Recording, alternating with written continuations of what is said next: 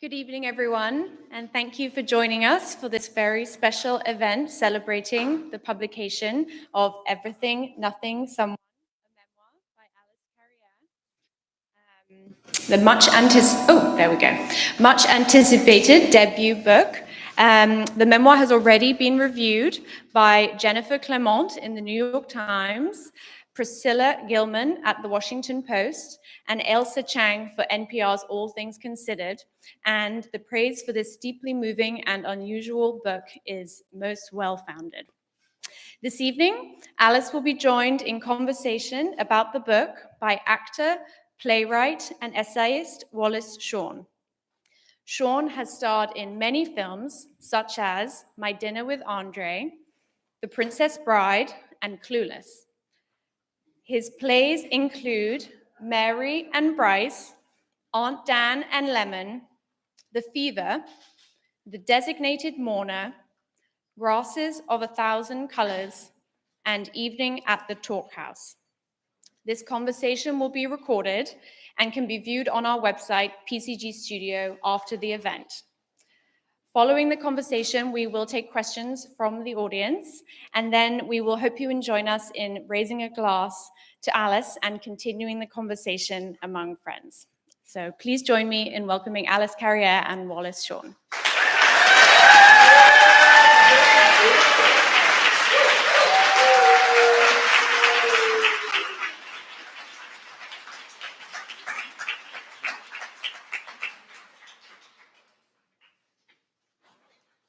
Yep.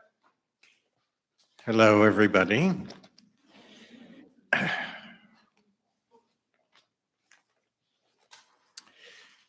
Well, we're here this evening to launch Alice's book and pay tribute to Alice.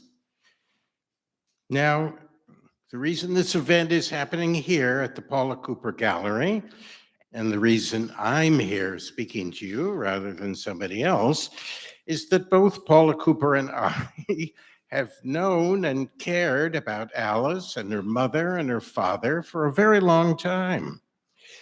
And Alice's book, in its own wild and unusual way, is a loving tribute to her unique family.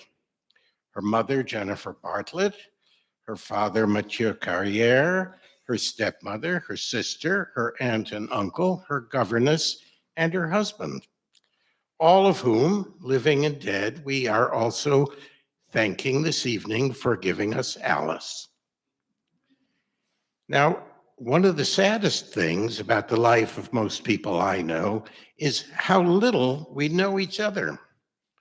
We're so confused about our own strange feelings and our own strange behavior, and we don't understand why our friends and loved ones are doing what they're doing and saying what they're saying, but we're too cowardly to really ask them about themselves, and they're too cowardly to tell us.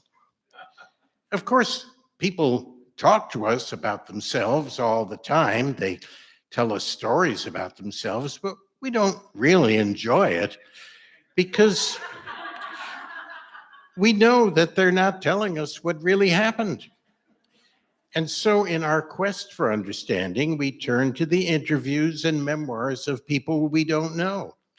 But there too, we're almost always extremely frustrated because we sense, we know that their stories are fake. They're trying to excuse themselves. They're trying to aggrandize themselves, to convince us of lies that will make them look good or make other people look bad or whatever. They're manipulating us. But as soon as we start reading Alice's memoir, we're absolutely gripped because we feel the presence of the truth like a fresh breeze. Alice's voice is cool, almost detached, almost humorous. And despite the fact that she's often writing about blood, madness, suffering, and death, her writing doesn't freak out. It keeps an even pace. She never breaks her stride. Her voice remains her voice.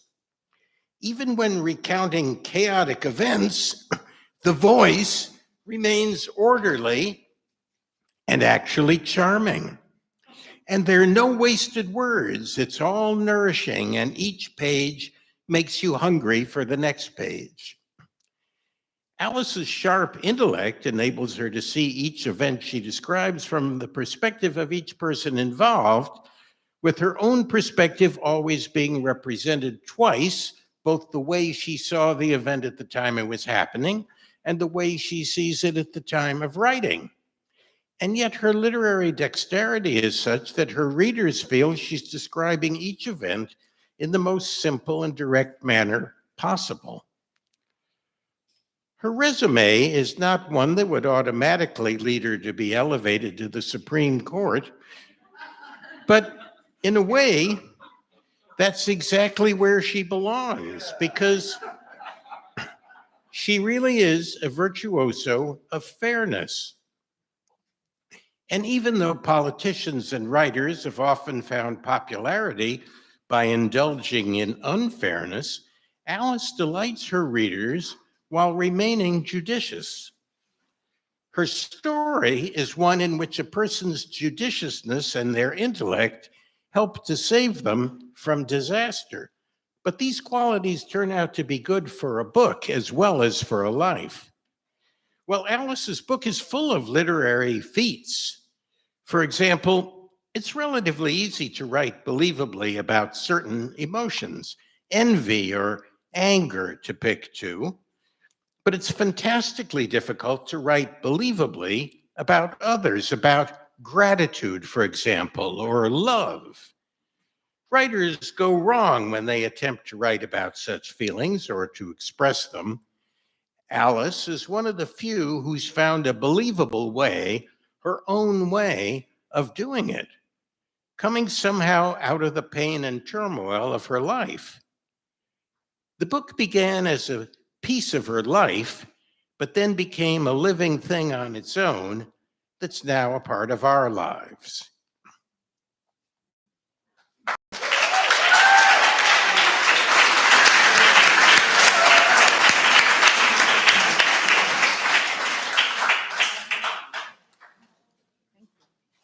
Wow. Oh, wow. Thank you, Wally. I'm speechless.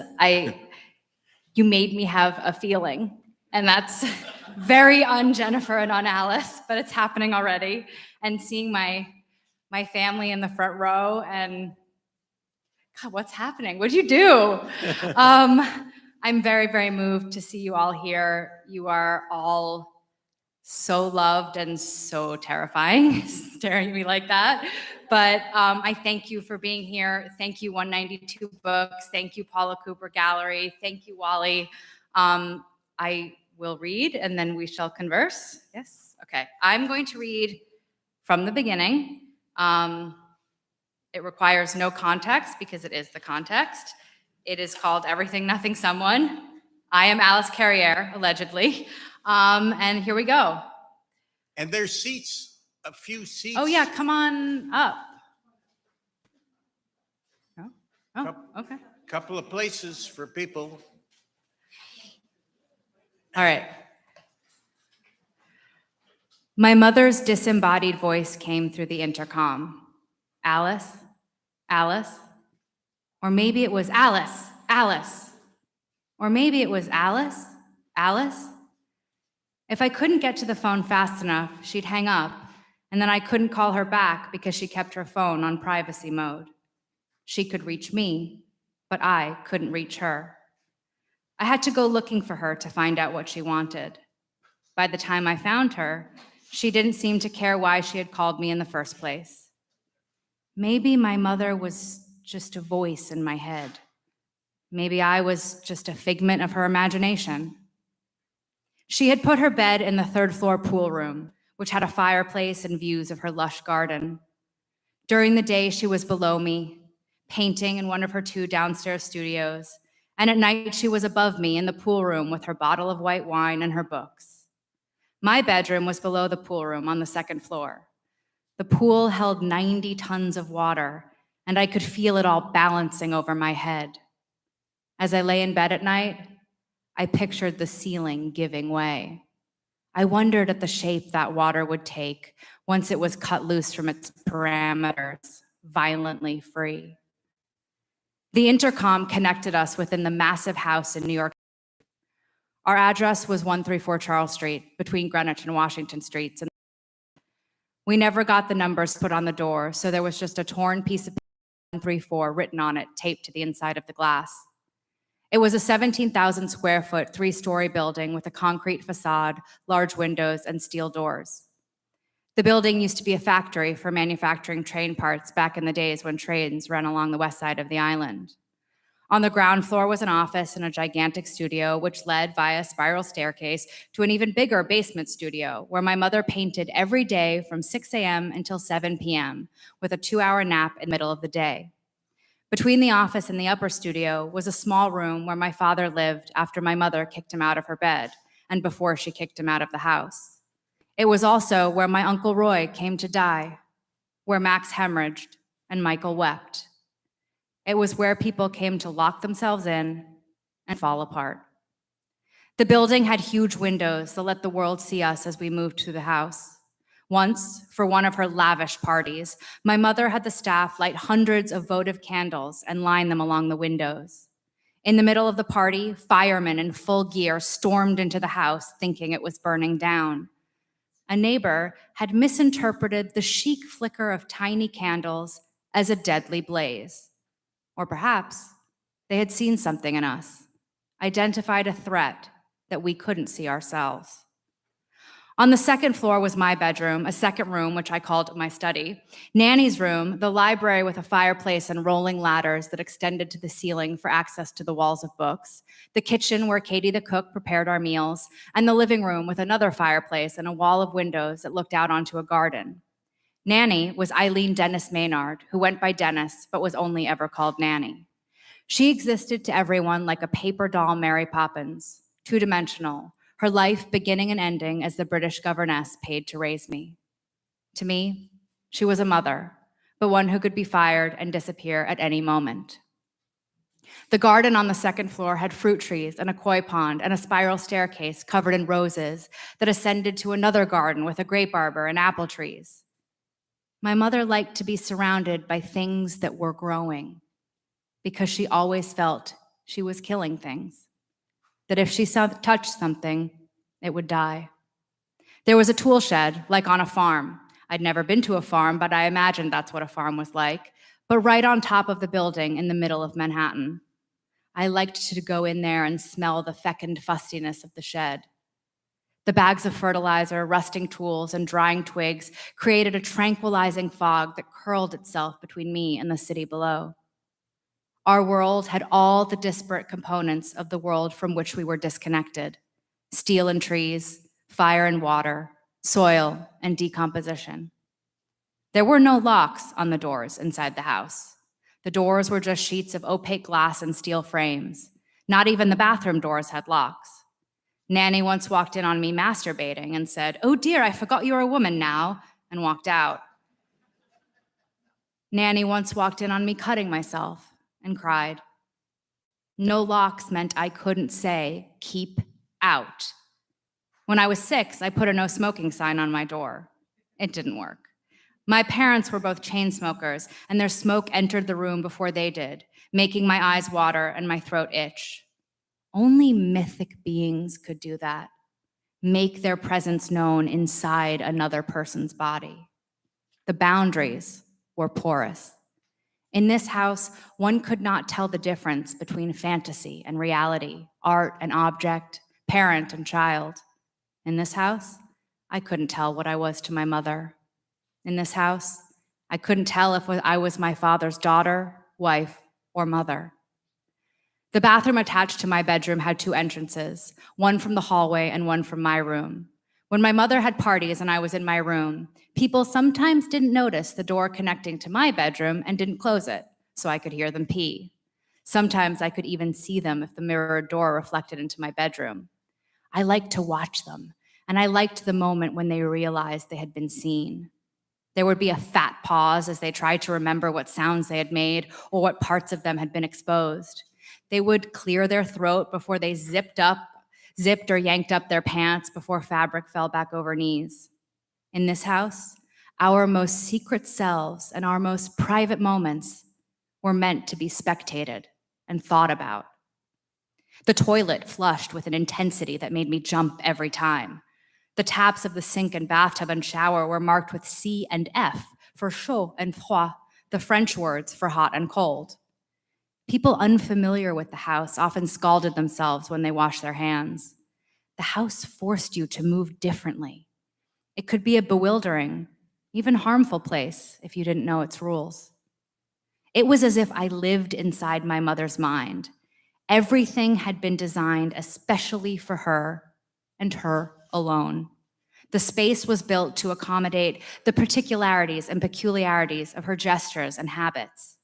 The house had many horizontal surfaces, daybeds, kitchen counters, spacious hearths, hardwood floors, on which she could assume her typical recumbent pose, on her side, arm cocked to prop up her head while smoking or reading or talking on the phone. She spread herself out on these domestic plateaus like Manet's Olympia, and life lived itself around her. She had transformed this place from a factory into a fortress, an irresistible nexus of strangeness, luxury, and niche functionality, the architecture of my mother's desires. Everything around us had her in it. She designed her own jewelry. A gemologist who rode a unicycle and had worked with the Hope Diamond was her collaborator. The pieces so elaborate they tested the limits of engineering. She designed her very own uncomfortable furniture. She designed and commissioned our drinking glasses, hand-blown cylinders so light you could hardly tell there was anything in your hand. The concept behind them was to create something as close to nothing as possible, but still be functional. I hated them because I couldn't stop breaking them. And I had to use them because they were part of the fundamental routine of my life, which meant destroying them would also have to be a fundamental routine of my life. Even the most utilitarian aspects of our lives were impossible to negotiate, conceptualized beyond utility, aestheticized beyond the physics of living. Thank you.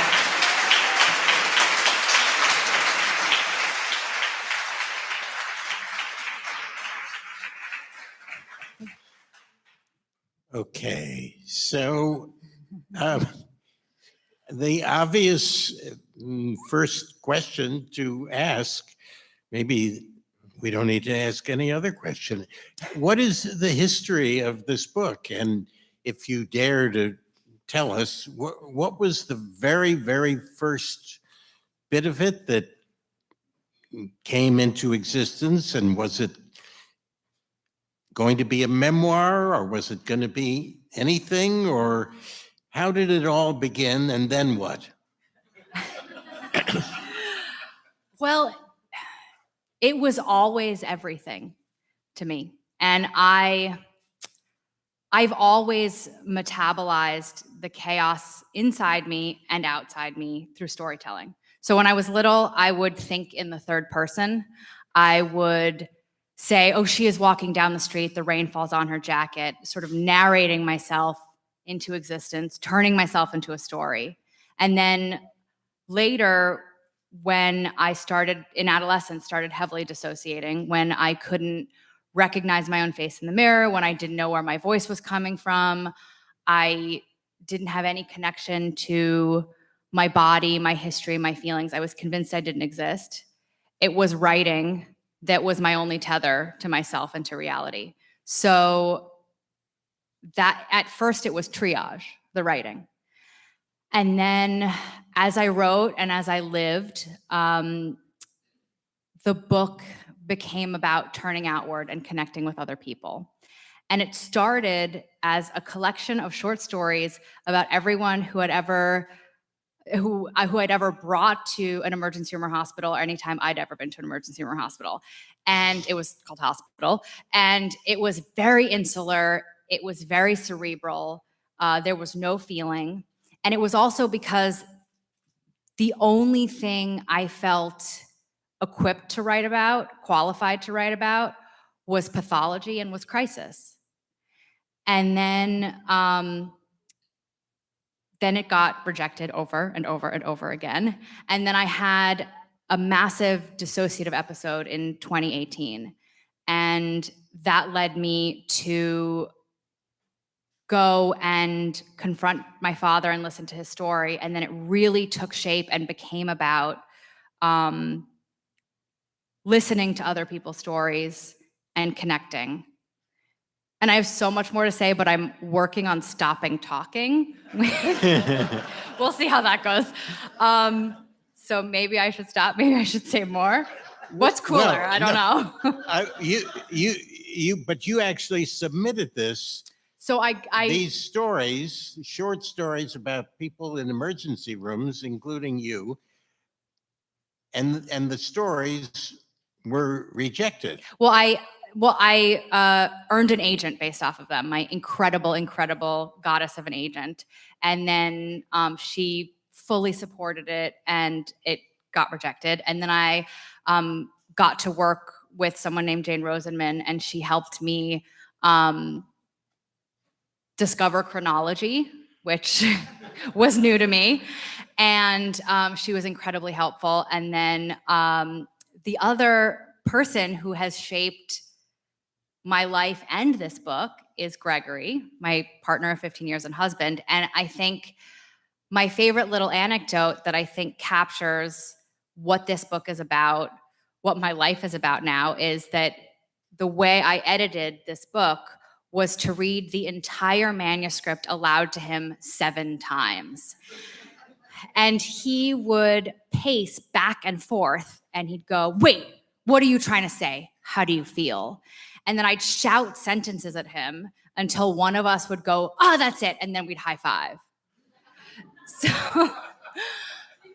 So that was how it took shape and became what it is today. And it wasn't rejected. It was welcomed, yes, by my incredible editor, Julie Grau, who saved me from myself and my metaphors. Yes, such huge applause. Julie saw the magic. I always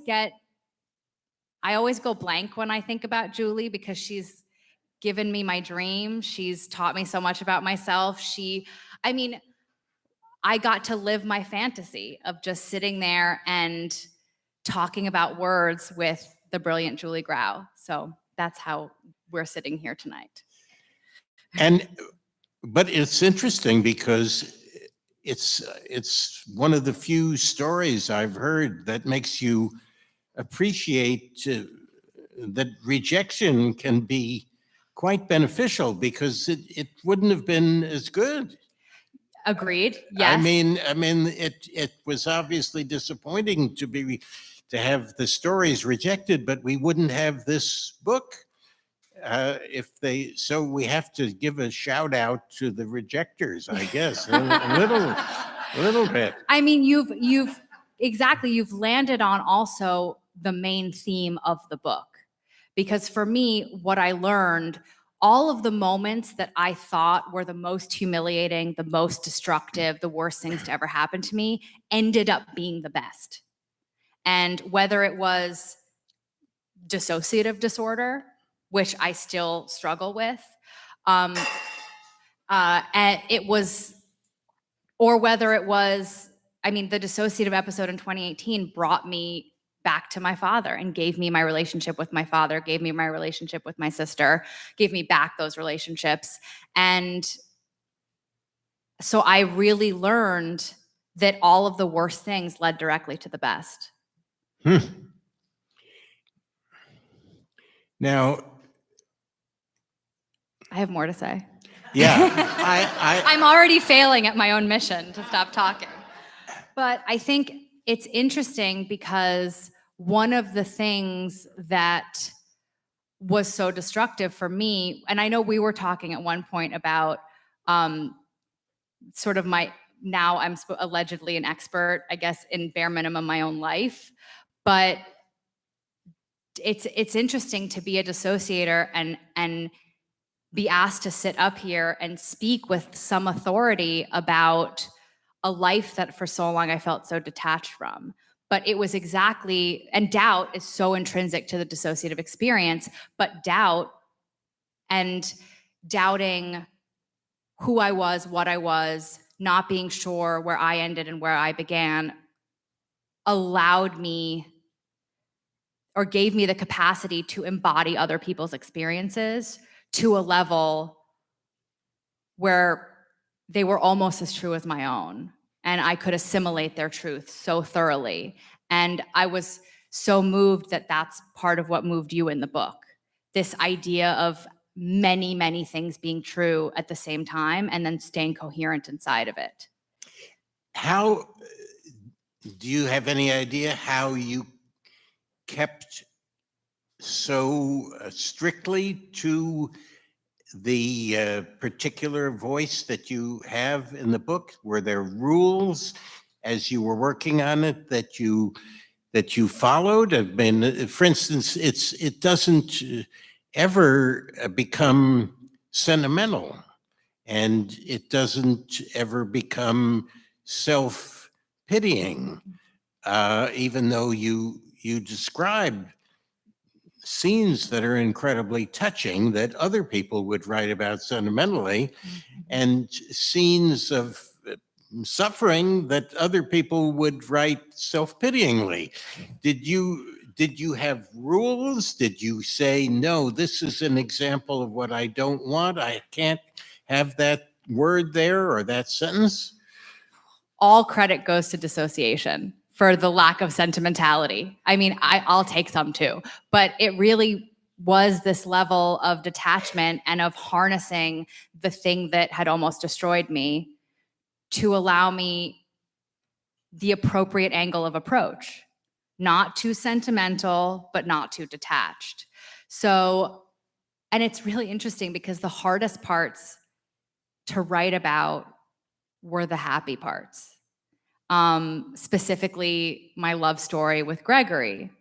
And I mean, in our editing process, there would be moments where I was like, honey, how do I describe what a revelation you are in bed to the reading public? And he just go, no comment.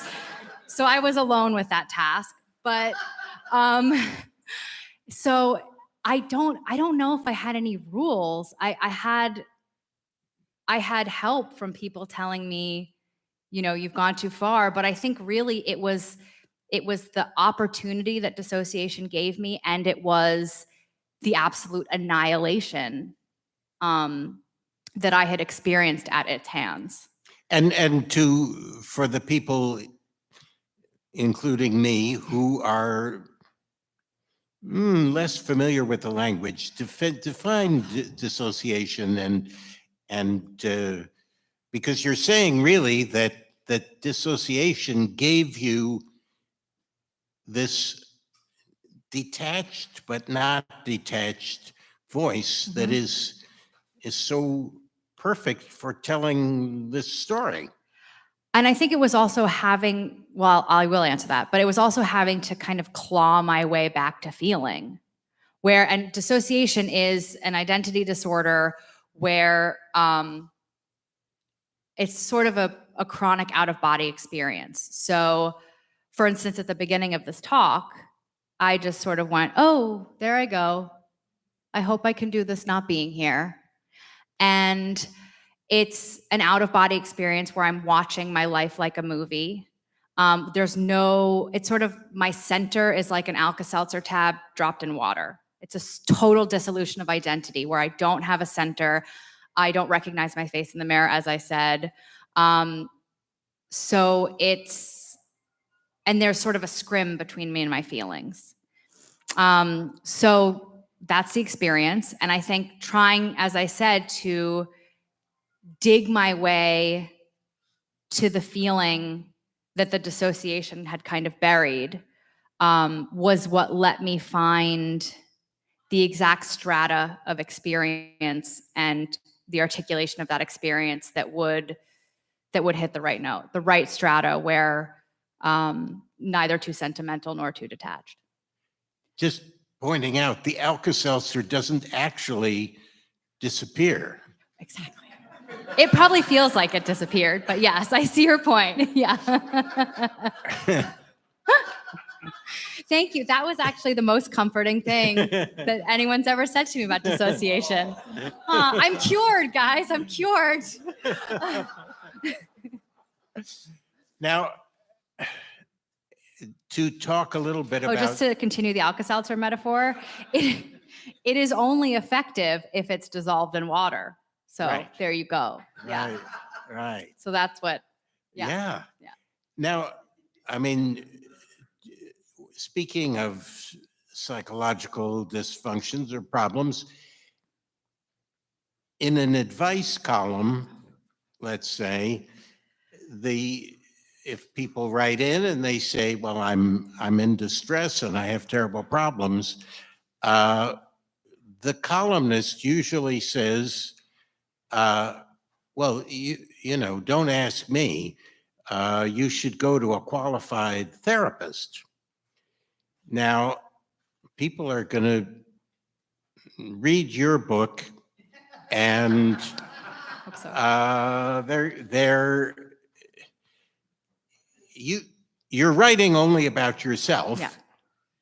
and you're not claiming to tell other people what they should do, but you write very, very well on these topics, and people are going to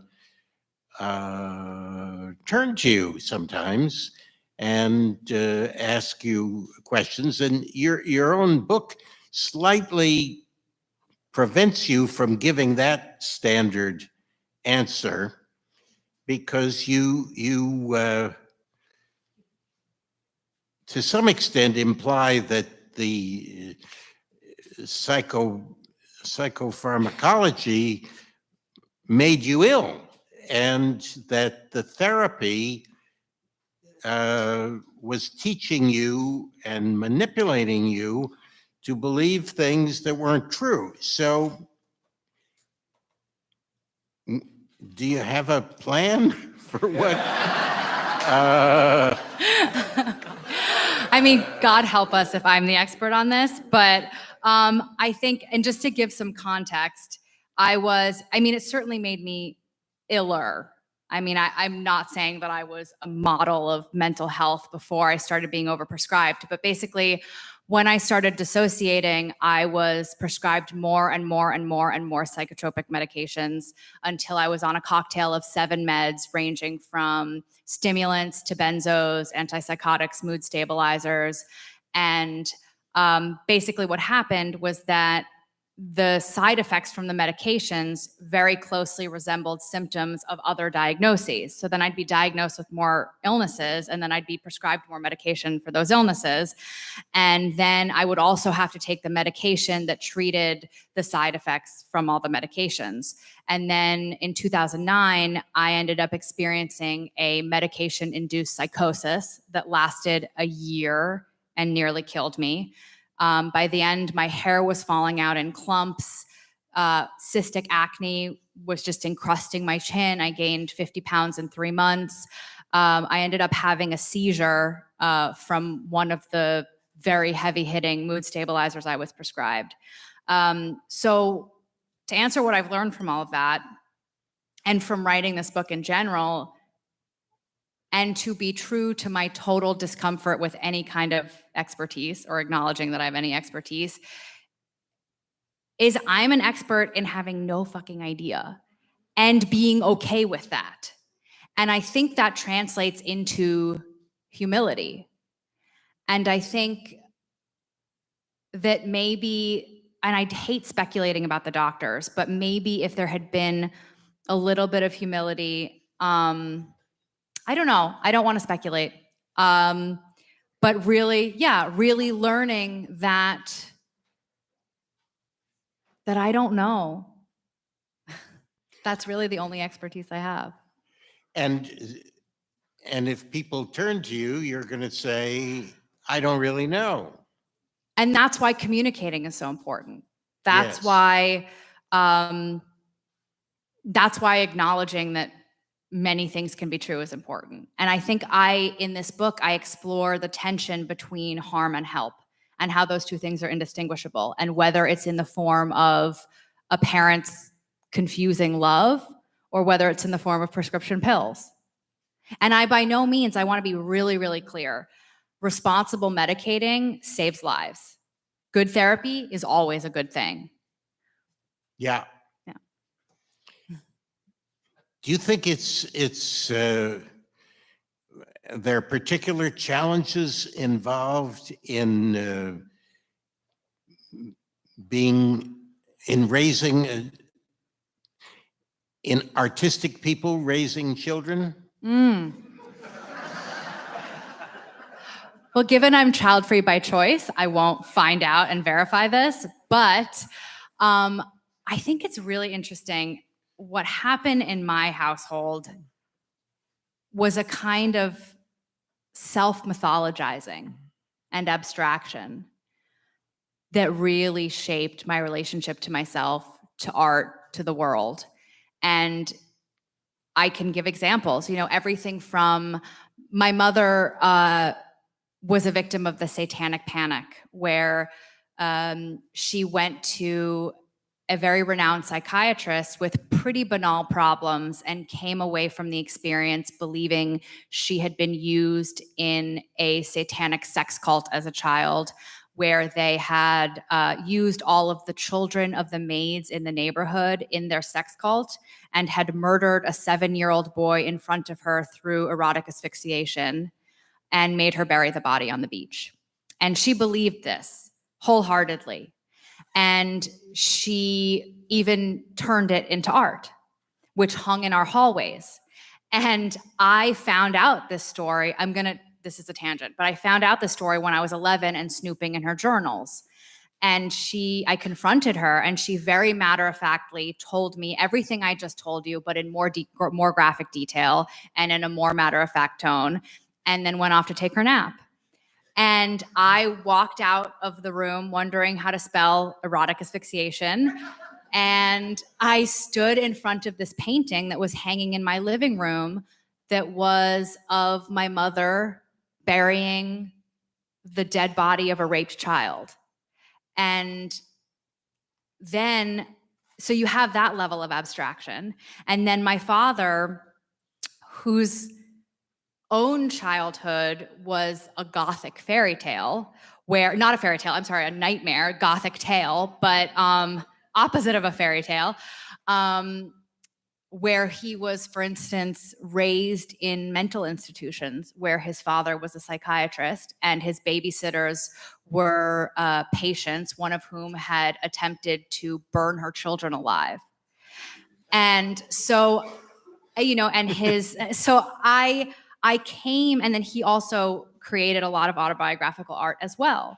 So I really learned from a young age that my inner life and my experiences were meant to be synthesized into something that could be spectated and thought about. So then when I started dissociating, when I became essentially a professional patient, I was sort of convinced that I would be the most famous creative artistic patient because my only claim to specialness was pathology. So, and then as I went from institution to institution, mental institution to institution, that's an important distinction, I would accumulate all of these chronicles of my time, whether it was stacks and stacks of psychiatric files or the actual case study that I was the subject of, with the very dramatic pseudonym of Juliet. So I really continued this legacy of self-abstraction to the point where it nearly destroyed me and to the point where it made all my dreams come true. So it couldn't go either way. Do you think that being the child of successful people has special challenges? Well, I'll answer it by success possibly you mean having money. So I'll answer it that. Well, okay. Well, I think I'll answer that version of the question. And I could not have written this book without the privilege I come from. And I had the luxury of being mentally ill for a decade and not becoming homeless and not losing everything. So it was because of their success that I was able to write this and stay alive. Yeah.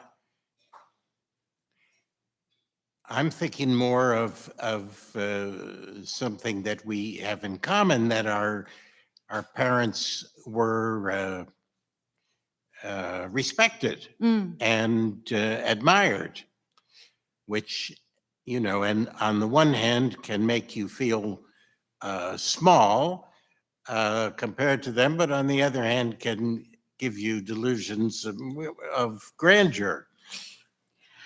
Definitely. I mean, grandiosity is the word that comes to mind when I think of both of my parents. And I mean, it's strange to say, my mother applied the same kind of rigor and grandiosity that she applied to her work to her memories of abuse, her false memories of abuse.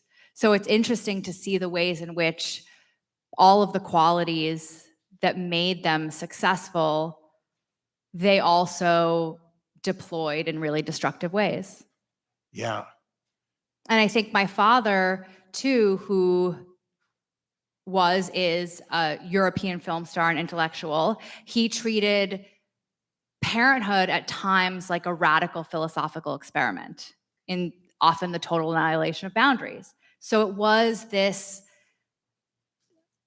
a childhood of experimentation where we were all essentially conducting experiments on ourselves, existential experiments, creative experiments.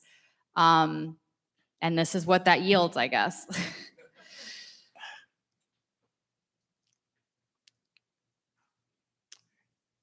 There's so many ways we could. Well, it's interesting. So I have an idea. It was an interesting process going from this incredibly abstracted, cerebral, aestheticized childhood, adolescence, to a life of feeling and other people. Because I think my mother wrote a fictionalized autobiography called History of the Universe, which makes her the universe, which feels really right. And in it, she said, "I'm afraid to find out I'm not the only person in the world," which I couldn't tell at the time. Is it the most arrogant thing I've ever heard? Is it the loneliest? And I think this whole process of going from abstraction to actualization and feeling is one that, for instance, my mom wasn't able to do until she was diagnosed with dementia. And when she was diagnosed, this is probably a tangent, but it's hugely relevant, so I'm going to say it anyway. But when she was diagnosed with dementia, you know, obviously it takes a lot away. But in what it took away, there was a really profound opportunity. And the dementia took away the memories, the false memories that had haunted her for so long. It took away a crushing ambition. It took away the feeling that she was never enough and would never be enough and never have enough. And that left her to be tender and curious, not adjectives many in this room would associate with Jennifer Bartlett. But she was. And then what it did for me was it liberated me from the stories that had been told about me, that I was just a mental patient and a fuck up. And then that allowed me to just be her daughter. So it was really this process of recognizing the humanity in other people and in myself, even when I couldn't recognize my face in the mirror. And I think what I tried to do and what I've done in my heart is that I hope I've humanized my mom in a way that she couldn't even humanize herself to herself. Well, your book is as I tried to say earlier, it's very, very unusual in being able to express love for both your mother and your father and your husband in a different way without any suspicion of phoniness. That's really, really unusual. And I've read an embarrassing number of articles and stories in the course of my life, and books by people writing about themselves. And that's the part that usually declines into embarrassment and awfulness, and you don't want to read anymore. And in somehow through the back door, you've found a wonderful way to do that. Incredible. Thank you. Well, I think, and what it makes me think of too is the different ways that love can be expressed. And I think that's what I learned and what I tried to give voice to. And one of the things I learned, and I had this revelation just a week ago, because that's what's so incredible for me about this book, is that it continues to kind of enact what it's about. It continues to connect me with people in really incredible ways. And I realized that my mom's remoteness was an act of love. And I had never realized that before. And I think a lot of the arrogance or the self-absorption that was attributed to her was fear and a kind of lack of translation, because she used to call herself an alien. She said she felt like an alien. And as someone who dissociates, it's odd that that's what could have brought us together, our mutual sense of alienation and detachment. But I realized that the distance she kept was the equivalent of intimacy with me. Yeah. I mean, she was at the same time actually one of the most enjoyable people to be with that you could ever meet, really. Yeah. I mean, it was, there was a coolness there, but it came across very pleasantly, I have to say. Now, Yeah. I wonder, should we open this up? I just have one more thing to say. Please. That'll be the refrain of the evening. I think the credit also goes to, because this book is also an unlikely love story. And I think, I mean, we haven't talked about Gregory. The book is dedicated to Gregory. And I think he and our relationship really taught me, the benefit of turning outwards. And just the fact that my father and my sister and my stepmom and Gregory and my aunt and uncle are sitting here tonight is a testament to, okay, yes, them as people, but also to the power of this book and the power of human connection and listening to each other. Well, that's the plot and the story of the book. And it is both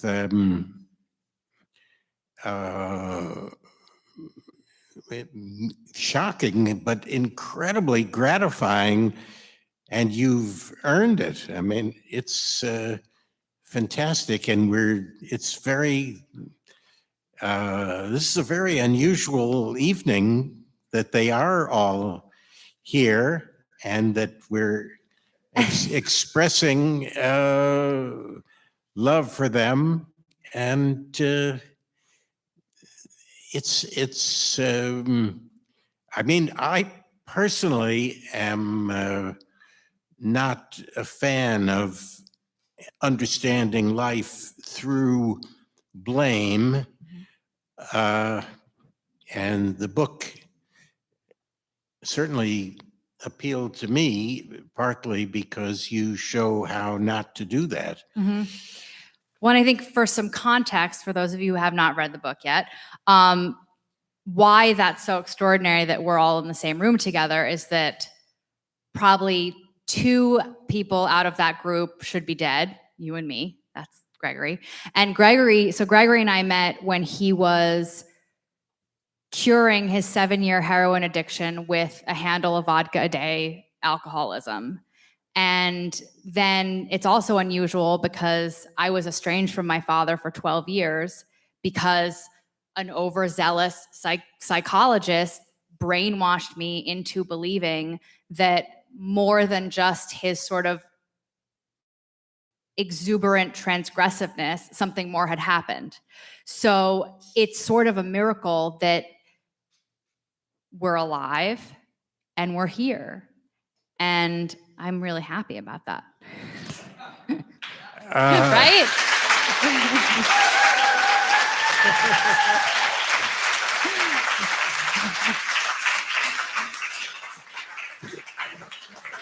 So I guess if anybody has any questions, Daisy is going to bring the microphone to you if you raise your hand.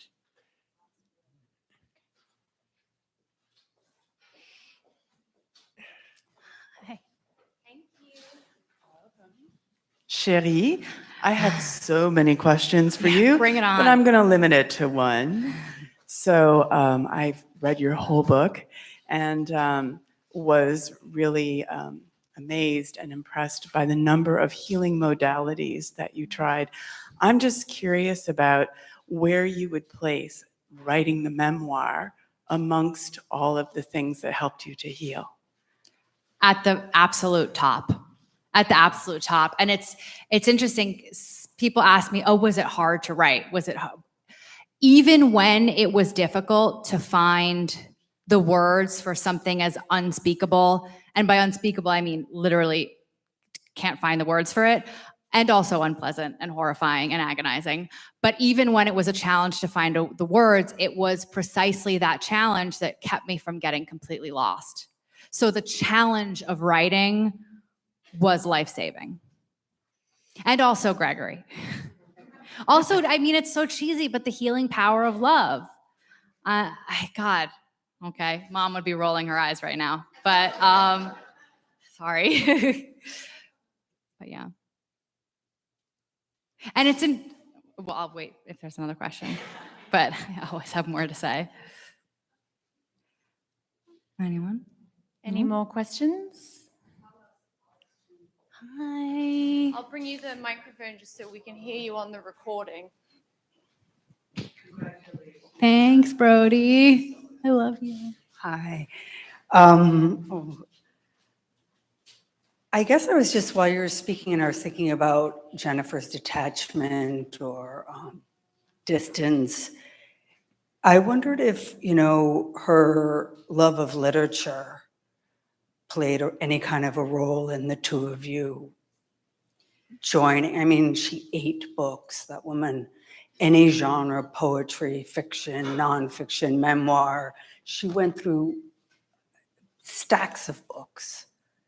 I would just wonder how that sat in your life, like as a kid growing up, sitting across the table with her, if that was a way of connecting. For sure. I mean, one of my favorite moments with her was we would take these pilgrimages to the bookstore and we wouldn't say anything. We would just sort of grunt and like hold up a book, and then she'd pass the book, and then I'd raise my eyebrow, and then she gave me another book, and then we'd buy the books and we'd spread them out over the bed.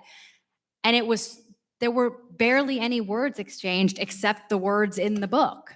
And that's one of the ways we connected. And I think what it makes me think of is the only the only advice and this is probably a tangent too, but the only advice she ever gave me was just do the work. And just doing the work is how I continue to stay connected to her. And then I was able to actually read her some of this before she died. And she was absolutely ecstatic. And I got to tell her over and over and over again. And then she was equally ecstatic every single time. And I remember 2 days before she died, I was showing her the book jacket and I just said, I'm so scared. And she just went, well, don't be scared. What's the point? And accurate. And I just recite that to myself, even tonight, because tonight was really scary. But yeah, thank you for the question. Yes.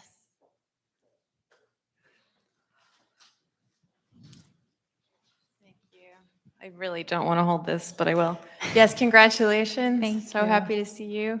I guess there was a moment when I was reading, when I was trying to do the chronology, and I was thinking, you already had some kind of deal or some before your mother died. And long before. Right, and then so you were experiencing these huge things in your life that you knew you were going to be writing a memoir about, and that made me feel like, I mean, as someone who also does this, I know that there's a difference between living and writing about it, but the awareness that you might be has a kind of almost there's something distancing there too. Like it could cause a sort of disassociative thing in the moment of living. I mean, you mention it, you allude to it once when you humorously, when you say doctor, like Right. you were like, I'm going to be writing about that, but not now. Yeah. So do you think mostly memoirs are written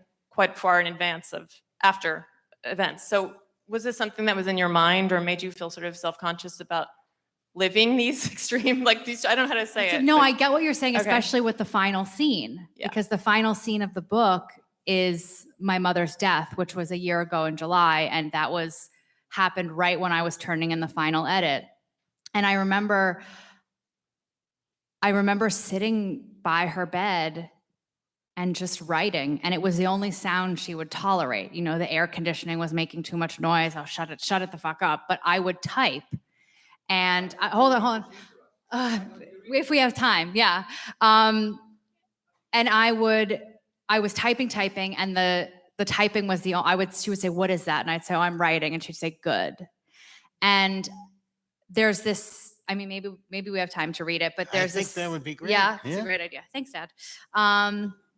And I'll read it really quickly, and then you'll see what I'm saying, where I really felt like she was compensating for whatever she had withheld with this gift of this metaphor of her death. And it's still, every time I read it, I feel like it's a direct gift from my mom. So is that okay if I read that scene? Okay. My mother's disembodied voice came from the other room. She wanted a cigarette, and she wanted to tell me that the local news anchor was wearing too much makeup. My mother was dying, but didn't know it. 2 years after the trip to Europe, my father had been diagnosed with cancer. I told him I'd come look after him as he underwent radiation, and Gregory and I booked a flight to Paris. 1 month after that, shortly before we were scheduled to leave for Europe, my mother was diagnosed with acute myeloid leukemia and given 2 weeks to live. Gregory and I flew to New York and took the bus out to Amagansett. We brought my mother to a hematologist to confirm the diagnosis. He was late seeing us, and Gregory and I did our best to keep her distracted. I played her Rufus Wainwright's poses, and Gregory showed her funny animal videos. I paced the exam room and read strange Yahoo questions aloud to her. How do you unbake a cake? Why does my arm shake and turn bright red when I'm eating dirt? The doctor examined her and then spoke to us privately, without her in the room. He confirmed the diagnosis and told us to ask the receptionist for information about hospice care. I approached the reception desk. I need the number for hospice, I said, my voice breaking. So she won't be coming to her appointment on August 9th? She asked. No, she's dying. I need the number for hospice, I said. So you need to cancel the appointment? I guess, yeah. The receptionist wrote a number on a piece of paper, and I folded it and refolded it before putting it in my pocket. On the way back home, my mother lay across the back seat with her head in my lap. In a small voice, she asked if she could hold my hand. I felt fear and awe at this gentleness. I opened my hand to receive hers. Her hand felt like silverware wrapped in a warm silk napkin, her bones slippery under her thin, hot skin. Am I squeezing too hard? She asked. You can squeeze me as hard as you want, I said. I turned my face toward the window and felt the feelings crowd my throat until it throbbed, tears bottlenecking behind my eyeballs. I could not cry right now in front of my mother. Gregory, who was driving, snaked his left hand between the door and the seat to hold my free hand. Rufus Wainwright's poses played again. Now who is this? My mother asked, though I'd answered the same question just before. Rufus Wainwright, I said. He's sort of fabulous, isn't he? She'd say. There was a pause and we listened to the song. Now what does he look like? She asked. I pulled up a photo of him as a young man, as he was when he'd recorded the album. Hideous brooch, she said. We arrived home, and while my mother slept, I broke the news to my aunt and uncle and the two caregivers. When she woke up, I was relieved to hear her ask for a cigarette, but she didn't want to eat. I tried to tempt her with potato chips, bacon, Chinese food, all her favorites. Finally, I bought 6 pints of fancy ice cream at the farmer's market. I stood over her bed and spooned ice cream into her mouth, reading aloud the copy on the back of the container that described how the Earl Grey ice cream was made. Gregory came in to give her the pills she had been taking for years. What are these? She asked. They're the medication to turn you into a mermaid, he said. Again, she quipped. I lay in bed next to her and showed her the photograph my editor had sent me of the book jacket. I'd finished my book months earlier and had sold it to a publisher. I had only told a handful of people. I told my mother the good news over and over. She was in ecstatic disbelief every time. I angled my iPad toward her and zoomed in on the book jacket. Fabulous, she said. I told her about my imposter syndrome, about my fears for the future. I'm so scared, I said. Don't be scared. Why not? Because what's the point? I realized I would not only miss my mother, I would miss Jennifer Bartlett. All I'd ever wanted was to sit with the great artist and brilliant thinker and discuss my work, but that was no longer who she was. I would not be her peer, but I could be the daughter whose hand she wanted to hold. A few days later, hospice came to have me sign paperwork and give us the medications my mother would need. They presented me with a box of morphine and a box of lorazepam and syringes to squirt the medications under her tongue. They gave me a pamphlet that described exactly what dying would look and sound like. I slipped it into a folder without looking at it. I had ordered her a hospital bed, and we moved her into the living room while the bed was being set up. She moaned and yelled. To distract her, I Googled Marlon Brando photos on my phone and showed her the one with the most bulging biceps. Every so often, I'd put the photo in front of her face, and she'd stop moaning. He's fabulous, she'd say. What do you like about him, I'd ask. Everything, she'd say. Soon she'd begin to moan again. Why am I sitting here? She'd ask. Want to see a photo of Marlon Brando? Sure, she'd say, her voice weak. I'd show her the picture on my phone. Oh, he's fabulous, she'd say, her voice stronger. What do you like about him? His lips, his hair, his eyes, his neck. It went on like this until the bed was finished. We moved her back into her room, and I sat next to her, writing as she dozed. What are you doing? She asked. I'm writing, I said. Oh, good. My Aunt Julie arrived later that day. I was in my mother's room reading David Copperfield aloud to her. I left the room so they could be alone. I heard them laughing. My mother had a good day, asking for cigarettes, listening to music, drinking a smoothie, laughing. That night, things turned quickly. She moaned and asked what was wrong with her. You have a fever, I told her. I stood to re-wet the compress I was holding to her forehead. Don't leave, she said. I lay down next to her. I wanted to hold her, to take her in my arms and squeeze her tightly, but I didn't move. Do you want to hold my hand? I asked. Yes, she said. I held her hand. I couldn't help myself. I love you very much, I said. She scrunched up her face in a voice gravelly with contempt said, "Why?" I didn't know what to say. I had thought I could sneak in, get at the soft place, but it was still bulwarked. She squirmed in the bed. Is there somewhere I can go? She asked. I could sense her panic. Do you want to go to the beach? I asked. Yes, she said, her eyes closed. Do you want to go swimming in the ocean? She had always loved the ocean. Yes, she said. Is the water calm or wavy? Calm, she responded. Is it dark blue or can you see to the bottom? I can see to the bottom. I asked her how far out she was going to swim. As far as I can go, she said. Do you want someone to swim with you? No, she said. You like being alone, don't you? I said. Yes. Are you going to swim back to shore? No, she said. What are you going to do out there alone in the ocean? Stay there and have a really nice time, she said. 2 days later, she died.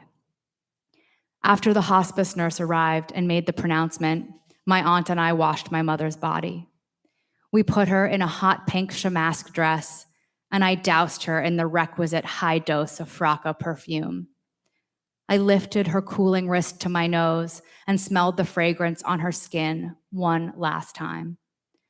The weather forecast that day had been for an isolated tornado, which was the best description of Jennifer Bartlett I'd ever heard. The meteorological isolated tornado never happened. I could only assume because the departure of my mother, my very own isolated tornado, left no air for it. All day the next day, I kept thinking I heard my mother calling me. I kept hearing Alice from the room. Or maybe it was Alice. Or maybe it was Alice. A disembodied voice that was now only in my head. A week later, we spread her ashes in the ocean. I chartered a sailboat, and my aunt, uncle, twin cousins, Gregory, and I boarded the water taxi to bring us to the Starlight. The weather was gray and rainy, but the captain and crew were kind, and we shared our food with them. When we reached a nature preserve, we dropped anchor. Miles Davis's Sketches of Spain played through a Bluetooth speaker as we poured a bottle of white wine into the sea. The moment the booze hit the water, the clouds split open, the gaudy guts of a shamelessly showy sunset spilling across the horizon. A thick golden light spread over our faces, which were all turned toward the sun's extravagant sinking. It looked exactly like an endless, excessive oil painting. It looked, in its extreme, bragging beauty, almost insolent. I recognized it. Gregory, tears and light in his eyes, said, "Jennifer looks good up there." We laughed. I stripped down to my swimsuit, and I lowered myself into the Atlantic. I swam out, holding my mother's ashes aloft. We were as far out as we could go. I didn't want to leave her, but she needed to be alone.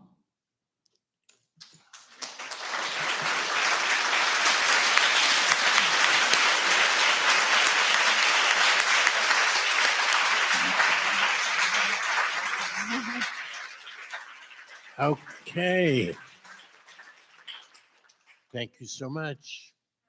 And Wallace, if there's no more questions, please join us for a glass of Prosecco. And we have books for purchase outside. And if you already have one, you should get another one as a present for someone. Thank you. Yeah. Just outside, yeah. And have it signed. Thank you.